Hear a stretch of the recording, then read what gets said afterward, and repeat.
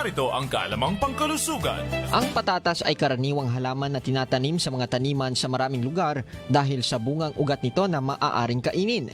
Itinatanim ito sa matataas na lugar, partikular sa kabundukan ng Cordillera at Mindanao.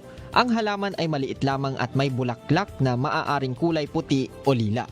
Dagdag pa rito, maaari ring gamitin bilang gamot ang ilang bahagi ng halaman tulad ng dahon, na kung saan maaaring gamitin sa panggagamot ang dahon ng patatas sa pamamagitan ng pagdikdik at pagkuha ng katas nito.